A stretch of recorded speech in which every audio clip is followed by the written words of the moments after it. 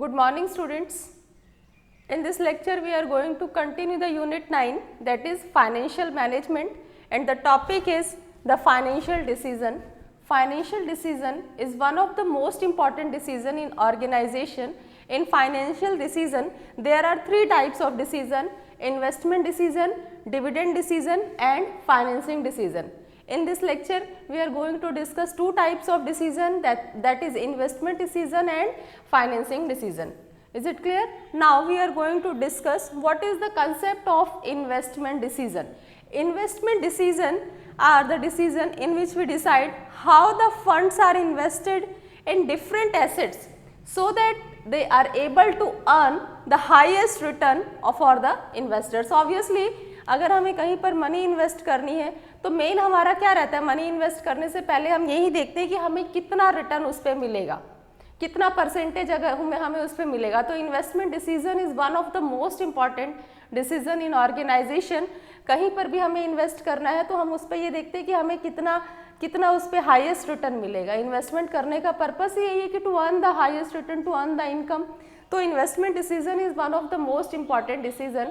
In organization there are two types of investment decision: long term investment decision and short term investment decision. So we are going to discuss the concept of long term investment decision. Long term investment decision क्या होता है कि जो finance manager है जब वो investment करने जा रहे हैं लॉन्ग टर्म एसेट्स के लिए, लॉन्ग टर्म इन्वेस्टमेंट्स के लिए, तो लॉन्ग टर्म इन्वेस्टमेंट में हमारा कौन कौन सा इन्वेस्टमेंट आता है. फॉर एग्जांपल मशीनरी है, बिल्डिंग है, कोई नया बॉयलर लगाना है. Long term investment decision is beneficial for us for long time. Is it clear ना? तो long term investment decision for example financial manager एक नई मशीनरी परचेज करने जा रहा है, मशीनरी में उसको इन्वेस्टमेंट करना है, तो दैट मीन्स मशीनरी में इन्वेस्टमेंट सोचा और इंस्टेंट कर दिया. This is not possible in business. जब उसको मशीनरी में इन्वेस्टमेंट करना है तो बहुत सारे रिसोर्सेज को उसको सर्च करना पड़ेगा. दैट मीन्स कि किस तरह की मशीनरी ले, कौन सी उसके लिए, किसकी कॉस्ट, प्रॉफिट, कौन सा हमारी ऑर्गेनाइजेशन के लिए बेनिफिशियल है, मार्केट में और रिसर्च करना, मशीनरी का कॉस्ट क्या है, हमारे लिए कौन सी मशीनरी बेनिफिशियल रहेगी. दैट मीन्स बहुत सारे फैक्टर्स को उसको डिस्कस करना है लॉन्ग टर्म इन्वेस्टमेंट डिसीजन से पहले. और लॉन्ग टर्म इन्वेस्टमेंट डिसीजन हमारी ऑर्गेनाइजेशन के लिए बहुत इंपॉर्टेंट है, बहुत इंपॉर्टेंट मैटर है, क्योंकि इससे हमारी फर्म की लॉन्ग टर्म सक्सेस इस पर डिपेंड करती है. Short term investment decision is also one of the most important decision. In long term investment decision is known as capital budgeting decision. It is also known as capital budgeting decision. And short term investment decision is known as working capital requirement. Short term investment decision में हमारी working capital requirements आती है कि working capital में हम कितना invest करेंगे. For example stock है, कैश, डेटर्स, इन सब की जो क्रेडिटर्स है इन सब की पेमेंट के लिए हमारे पास फर्म में लिक्विडिटी बनी रहनी चाहिए. तो ये क्योंकि फर्म में हमें अपने पास जो वर्किंग कैपिटल है इसकी रिक्वायरमेंट को फुलफिल करने के लिए भी शॉर्ट टर्म में भी मनी इन्वेस्ट करनी पड़ती है. रीज़न ये है कि हमने कोई स्टॉक परचेज़ किया, हम अगर उसको कैश में परचेज़ करेंगे तो हमें डिस्काउंट भी मिल जाता है, हमें अपने क्रेडिटर्स की जो पेमेंट है उसको भी ऑन टाइम करना है. That means short term investment decision भी हमारी ऑर्गेनाइजेशन के लिए मोस्ट इंपॉर्टेंट डिसीजन है, क्योंकि फर्म में अगर हमारी लिक्विडिटी बनी रहेगी, सारे एक्सपेंसेस ऑन टाइम पे होते रहेंगे, तो उससे हमारी ऑर्गेनाइजेशन की रेपुटेशन मेंटेन रहती है. तो अब हमारा कंसेप्ट आता है फैक्टर्स अफेक्टिंग इन्वेस्टमेंट डिसीजन. जब हम इन्वेस्टमेंट डिसीजन में मनी इन्वेस्ट करते हैं, इन्वेस्ट किया जाता है कि फंड इन्वेस्ट करने जा रहे हैं, तो कुछ फैक्टर्स है जो फैक्टर्स हमारे इन्वेस्टमेंट डिसीजन को अफेक्ट करते हैं. तो सबसे फर्स्ट है हमारा लॉन्ग टर्म इन्वेस्टमेंट डिसीजन और दूसरा है short term investment decision. Long term investment decision as we discussed earlier, long term investment decision is related to long term asset. That means in fixed asset, machinery है, land and building है, boiler, इस तरह की जो हमारा long term investments होता है. तो कुछ फैक्टर्स जब हम लॉन्ग टर्म में इन्वेस्टमेंट करते हैं तो हम कुछ फैक्टर्स को माइंड में रख के करते हैं. मैंने कहा ना कि ऐसा नहीं कि इंस्टेंट हमने सोचा और लॉन्ग टर्म में मनी इन्वेस्ट कर दिया, ऐसा नहीं है. हम कुछ फैक्टर्स को माइंड में रखते हुए कुछ चीज़ों को डिटेल में एनालिसिस करके फिर हम मनी इन्वेस्ट करते हैं लॉन्ग टर्म में. तो हमें ये देखना है कि जो लॉन्ग टर्म में हम मनी इन्वेस्ट कर रहे हैं वो हमारे लिए बेनिफिशियल रहे, क्योंकि लॉन्ग टर्म में एक ह्यूज मनी इन्वेस्टमेंट, एक लार्ज अमाउंट इन्वेस्ट किया जाता है। तो जब हम लॉन्ग टर्म में इन्वेस्ट करते हैं तो फर्स्ट है cash flow of the project. Cash flow, हमारा जो कैश फ्लो फैक्टर है ये बहुत ज़्यादा लॉन्ग टर्म इन्वेस्टमेंट डिसीजन को अफेक्ट करता है। कैसे? हमारे पास कैश फ्लो दो तरह से होते हैं, एक होता है इनफ्लो और दूसरा होता है आउटफ्लो। ये दोनों जो कैश फ्लो है ये हमारे इन्वेस्टमेंट डिसीजन को कैसे अफेक्ट करते हैं? कैश आउटफ्लो का मतलब हुआ कि जो हम मनी इन्वेस्ट करने जा रहे हैं, इनफ्लो जो उस पर रिटर्न आएगा। तो दैट मीन्स अब जब हम आउटफ्लो, फॉर एग्जांपल हम 1 करोड़ इन्वेस्ट कर रहे हैं मशीनरी के ऊपर, तो हमारी कुछ एक्सपेक्टेशन भी तो होंगी। हमारे पास से आउटफ्लो, हम 1 करोड़ का मशीनरी अपने ऑर्गेनाइजेशन में लगाने जा रहे हैं, तो उस पर हमें इनफ्लो भी तो चेक करना है कि जो हमें उस पर रिटर्न है वो उसी लेवल के अकॉर्डिंग 10%, 20%, दैट मीन्स कि हमारा रिटर्न का भी तो एक्सपेक्टेशन होता है। तो ये दोनों फैक्टर, कैश इनफ्लो और outflow that we are going to invest in particular asset and inflow is return on rate of interest on that particular investment। तो दोनों फैक्टर्स हमारी ऑर्गेनाइजेशन में अफेक्ट करते हैं। ऐसा नहीं है कि हम आउटफ्लो पैसा लगाया जाए और उस पर हम रिटर्न की एक्सपेक्टेशन नहीं करें, ऐसा बिल्कुल पॉसिबल नहीं है। तो दोनों फैक्टर्स हमारे फाइनेंशियल इन्वेस्टमेंट डिसीजन को अफेक्ट करते हैं। रेट ऑफ रिटर्न, ऑब्वियसली जब हम इन्वेस्टमेंट डिसीजन मनी इन्वेस्ट करने जा रहे हैं तो रेट ऑफ रिटर्न तो हमारे लिए मैटर करता ही करता है, लेकिन यहाँ पर दो प्रोजेक्ट को हम कंपेयर कैसे कर सकते हैं, प्रॉफिटेबिलिटी के बेस पे कैसे कंपेयर कर सकते हैं? तो अब हमें क्या करना है, रेट ऑफ रिटर्न के बेसिस पे हम ये डिसाइड करते हैं कि which project is beneficial for us, which project is beneficial for our organisation. तो हम किसके बेसिस पे डिसाइड करते हैं? Rate of return. For example दो प्रोजेक्ट है, दोनों प्रोजेक्ट का रिस्क जो है वो सेम है और उसमें से जो हायर रेट ऑफ रिटर्न होगा ऑब्वियसली हम उसी पे इन्वेस्ट करेंगे ना। तो रेट ऑफ रिटर्न जिसमें हमें ज़्यादा होगा, जिसपे हमें ज़्यादा प्रॉफिट होगा, तो उसी को हम ज़्यादा प्रायोरिटी देंगे। जैसे मैंने कहा दो प्रोजेक्ट है, प्रोजेक्ट ए और प्रोजेक्ट बी। प्रोजेक्ट ए और प्रोजेक्ट बी में रिस्क सेम है, ए में भी उतना ही रिस्क है, बी में भी, बट अगर हमें बी पे हाईएस्ट रिटर्न मिल रहा है तो रिस्क तो दोनों में सेम है, तो ऑब्वियसली हम किसको प्रायोरिटी देंगे? प्रोजेक्ट बी को ही तो प्रेफरेंस देंगे, क्योंकि रिस्क तो दोनों में सेम है बट रिटर्न किस में ज़्यादा है? बी में ज़्यादा है। तो हम प्रॉफिटेबिलिटी कैसे फाइंड आउट करते हैं? रेट ऑफ रिटर्न के बेसिस पे, जिस पे रिटर्न ज़्यादा होगा हम उसी पे इन्वेस्टमेंट करेंगे। और risk is the part of business, risk तो बिजनेस का पार्ट है। Risk is the reward for bearing the risk, without risk no gain. अगर हम रिस्क ही नहीं लेंगे तो कैसे गेन होगा? तो रिस्क तो हमारे बिजनेस का पार्ट है। Third is investment criteria involve. अब कहीं पर भी हमें इन्वेस्टमेंट करना है तो उसके लिए एक पर्टिकुलर क्राइटेरिया है ना, कि कैसे criteria, how much amount will be invested, how much, what is the outflow, what is the inflow, rate of return, rate of interest.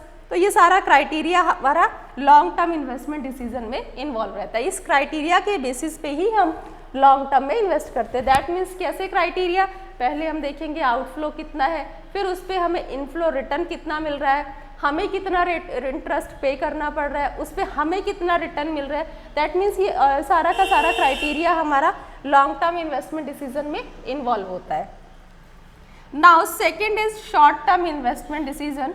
Short term investment decision is one of the most important decision because in short term investment decision there is adequate amount for the working capital requirement। क्योंकि short term decision अभी बताया ना मैंने, working capital decision भी कहते हैं।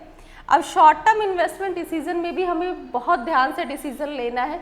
इसको ध्यान से सुनेंगे कि जो short term investment decision है बेटा, अगर शॉर्ट टर्म इन्वेस्टमेंट डिसीजन किस लिए होता है कि फर्म में लिक्विडिटी मेंटेन रहे। अभी हमने यहाँ पढ़ा था ना, कैश है, स्टॉक है, क्रेडिटर्स है, डेटर्स है, इन सब के लिए हमें क्या करना पड़ता है कि हमारी ऑर्गेनाइजेशन में लिक्विडिटी बनी रहे।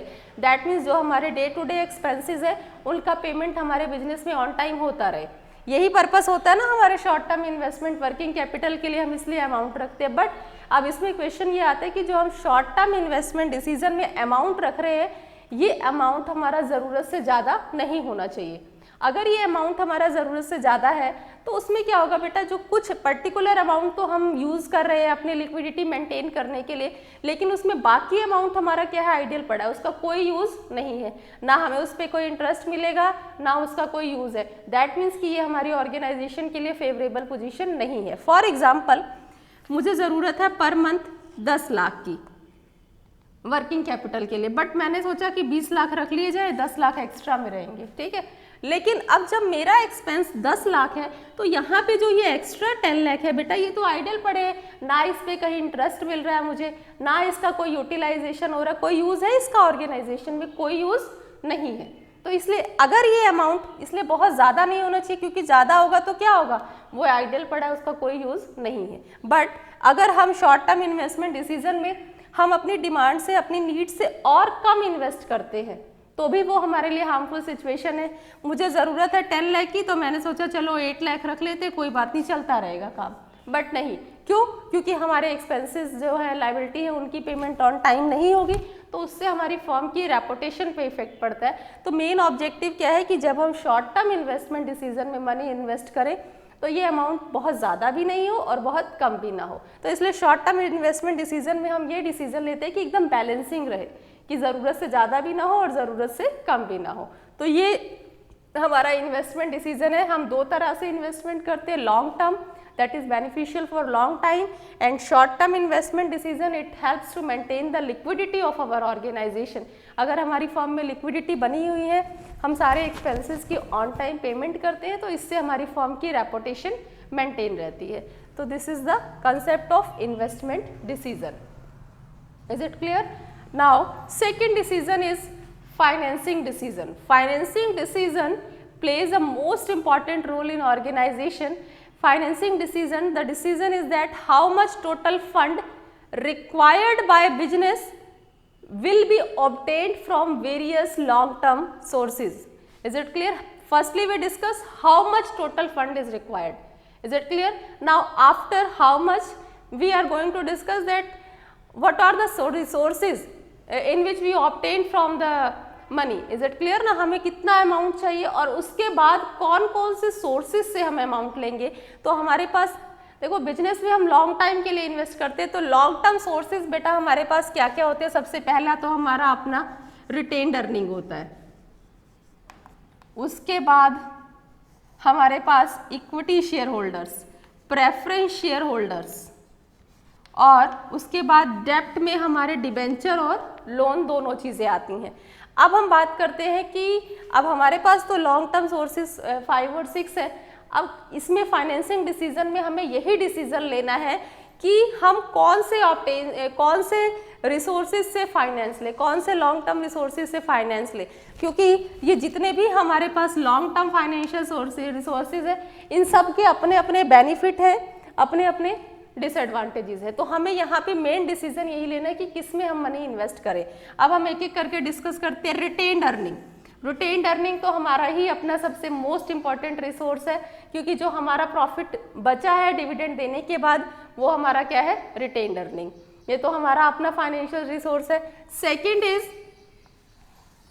हमारा सेकेंड क्या है, इक्विटी शेयर कैपिटल।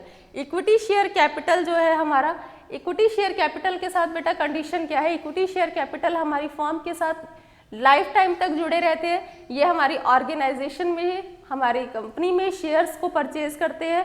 और इक्विटी शेयर होल्डर्स के साथ कंडीशन क्या है कि ये अगर फर्म को ज़्यादा प्रॉफिट है तो ये ज़्यादा प्रॉफिट लेंगे, लॉस के केस में ये कोई डिमांड नहीं करते, और अगर इनको इंटरेस्ट नहीं भी दिया जाए तो ये लीगल एक्शन नहीं लेते। ये हमारी फर्म के साथ लाइफ टाइम जुड़े रहते हैं। इक्विटी शेयर के साथ कंडीशन ये है कि इक्विटी शेयर होल्डर्स हर फर्म के हर मैटर में इन्वॉल्व होते हैं, हर मैटर में इंटरफेरेंस करते हैं, पूरी तरह से ये ऑनर की तरह से ट्रीट होते हैं। प्रेफरेंस के साथ भी सेम कंडीशन है, बस डिफरेंस क्या है, इक्विटी से पहले जो प्रेफरेंस है वो किसको मिलती है, प्रेफरेंस शेयर होल्डर्स को। फॉर एग्जाम्पल अगर डिविडेंड डिस्ट्रीब्यूट कर रहे हैं तो पहले प्रेफरेंस को मिलेगा, बाद में इक्विटी को मिलेगा। बाकी कंडीशन वही है इक्विटी और प्रेफरेंस की, बट डिफरेंस क्या है कि प्रेफरेंस को इक्विटी से पहले प्रेफरेंस मिलती है।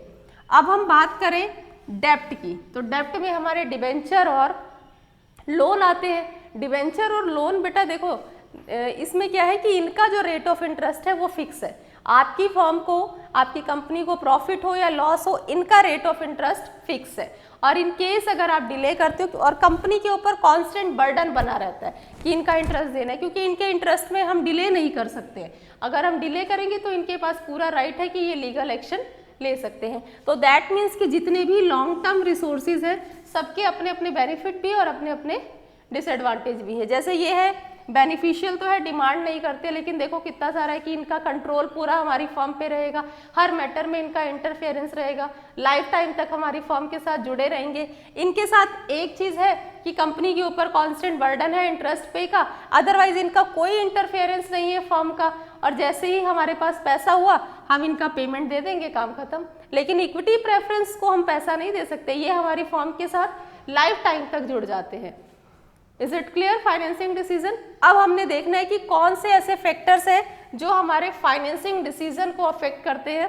तो फर्स्ट वन इज कॉस्ट। अभी हमने कॉस्ट के मामले में पढ़ा ना कि जितने भी हमारे पास फाइनेंसिंग डिसीजन में जितने भी लॉन्ग टर्म रिसोर्सेज है सबकी कॉस्ट हमारी फर्म की सबकी कॉस्ट जो है वो अलग अलग है। जैसे इक्विटी का अलग है, प्रेफरेंस का अलग है, डेब्ट का अलग है, अभी हमने यहाँ पे डिस्कस किया।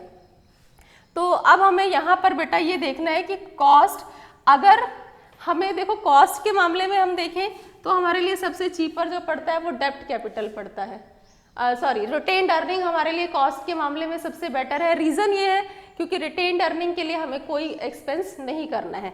लेकिन इक्विटी और प्रेफरेंस को अगर हम कॉस्ट के मामले में देखें तो ये हमारे लिए थोड़ा सा कॉस्ट इनका ज़्यादा पड़ता है। क्यों ज़्यादा पड़ता है? क्योंकि इक्विटी और प्रेफरेंस अगर हमारी फर्म पे मनी इन्वेस्ट करेंगे तो दैट मीन्स हमारे लिए भी तो एक्सपेंसिव है, हमें एडवर्टीजमेंट देना है, हमें प्रॉस्पेक्टस इशू करना है, नंबर ऑफ फॉर्मेलिटीज़ को फुलफिल करना है। तो कॉस्ट के मामले में तो सबसे बेटर हमारा कौन सा है? Retained earning. रिस्क, अब रिस्क की बात करें तो रिस्क किस केस में हाई है? हमारा डेब्ट कैपिटल थोड़ा सा रिस्की है। क्यों रिस्की है? क्योंकि एक तो कंपनी के ऊपर कांस्टेंट बर्डन है इंटरेस्ट पे करने का, और दूसरी कंडीशन ये है कि अगर कंपनी में थोड़ा सा भी डिले हुआ है इनके इंटरेस्ट पे करने पे तो ये लीगल एक्शन भी ले सकते हैं। बट इक्विटी और प्रेफरेंस हमारे लिए बिल्कुल भी रिस्की नहीं है। Third one is flotation cost. Flotation cost क्या होता है? Cost incurred on issuing, cost incurred on raising long term loan, long term resources, जो हम पैसा लेने के लिए लॉन्ग टर्म रिसोर्सेज के लिए कॉस्ट को एक्सपेंस करते हैं, जो खर्च करते हैं, उसको हम क्या कहते हैं? Flotation cost. ठीक है ना। अब जैसे हमें इक्विटी शेयर से पैसा लेना है तो जो हम एक्सपेंस कर रहे हैं, हम एडवर्टीजमेंट दे रहे हैं, हम प्रॉस्पेक्टस इशू कर रहे हैं, कैपिटल ऑथोराइज करा रहे हैं, all these concepts are comes under the category of flotation cost. कि हमें लॉन्ग टर्म सोर्सेज से पैसा लेने के लिए जो हम मनी एक्सपेंस कर रहे हैं वो हमारा क्या होता है? Flotation cost. तो अगर हम फ्लोटेशन की कॉस्ट की बात करें तो सबसे बेटर क्या है? Retained earning. रिटेन्ड अर्निंग हमारा अपना प्रॉफिट है, हमें एक भी रुपया खर्च नहीं करना है। तो फ्लोटेशन कॉस्ट के बेसिस में देखें तो retained earning is the best source of finance. Cash flow position, अब इस पॉइंट को थोड़ा सा ध्यान से सुनेंगे। कैश फ्लो पोजीशन अगर कंपनी की अच्छी है, if cash flow position of company is good then we prefer the डेब्ट कैपिटल। ठीक है ना। डेब्ट कैपिटल सबसे बेस्ट सोर्स है अगर हमारी कैश फ्लो पोजीशन अच्छी है। क्यों? तो हम इनका टाइम पे इंटरेस्ट पे करते रहेंगे तो इनका हमारी कंपनी में किसी तरह का कोई इंटरफेरेंस नहीं है, और जैसे ही हमारे पास पैसा हुआ इनका अमाउंट हम पे कर देंगे, काम खत्म। लेकिन इक्विटी और प्रेफरेंस, ठीक है, ये हमसे लॉस के केस में डिमांड नहीं कर रहे हैं, बट अगर कंपनी को प्रॉफिट है तो मैक्सिमम प्रॉफिट की डिमांड कर रहे हैं, पूरी तरह से इंटरफेरेंस भी है, और लाइफ टाइम तक हमारी फर्म के साथ ये जुड़े हुए हैं। तो अगर हम कैश फ्लो पोजीशन के अकॉर्डिंग देखें, अगर हमारी कैश फ्लो पोजीशन अच्छी है तो हम डेब्ट से ही पैसा लेंगे। सिर्फ इंटरेस्ट का बर्डन है, इसके अलावा इनका कोई इंटरफेरेंस नहीं है, और जब हमारे पास अमाउंट होगा तो इनका अमाउंट हम रिटर्न कर देंगे। Level of fixed operating cost, हमारे पास फिक्स्ड ऑपरेटिंग कॉस्ट 2 टाइप्स की होती है। एक ऑपरेटिंग कॉस्ट होता है, एक fixed financial cost. Operating cost जो बिजनेस को ऑपरेट करने के लिए कॉस्ट आती है, जैसे रेंट है, सैलरी है, इंश्योरेंस प्रीमियम है। फिक्स्ड फाइनेंशियल कॉस्ट में क्या होता है? जो हम डेब्ट का इंटरेस्ट वगैरह पे कर रहे हैं वो। अगर हमारी ऑर्गेनाइजेशन में फिक्स्ड ऑपरेटिंग कॉस्ट हाईएस्ट है, बहुत ज़्यादा है, तो हम क्या करते हैं? फिर हम किसको प्रायोरिटी देंगे? हम इक्विटी शेयर्स को। अगर हमारे पास लेवल ऑफ ऑपरेटिंग कम है, कॉस्ट कम है, तो हम डेब्ट को प्रेफरेंस देंगे। Is it clear? Control consideration, अगर हम कंट्रोल कंसीडरेशन के पॉइंट ऑफ व्यू से देखें तब भी हमारे लिए डेब्ट कैपिटल ही बेटर है। रीज़न ये है क्योंकि अगर हम इक्विटी से पैसा लेंगे, इक्विटी से फाइनेंस ले रहे हैं, तो कंट्रोल उतने ही नंबर ऑफ पीपल्स के हैंड में जाता जाएगा, क्योंकि जितने maximum number of share holders होंगे कंट्रोल उतने ज़्यादा मैक्सिमम पीपल्स के हाथ में होगा। क्योंकि इक्विटी शेयर होल्डर बताया ना, कंपनी के ऊपर पूरा कंट्रोल है, पूरी तरह से हर मैटर में इन्वॉल्व करते हैं, हर डिसीजन मेकिंग एक्टिविटी में। तो अगर हम कंट्रोल कंसिडरेशन के पॉइंट ऑफ व्यू से देखें तो भी डेब्ट कैपिटल ही बेटर है, क्योंकि इनको अपने इंटरेस्ट से मतलब है, इसके अलावा इनका कोई इंटरफेरेंस नहीं है। बट इक्विटी पूरी तरह से हर मैटर में इन्वॉल्व करते हैं, पूरी तरह से कंपनी पे इनका कंट्रोल होता है।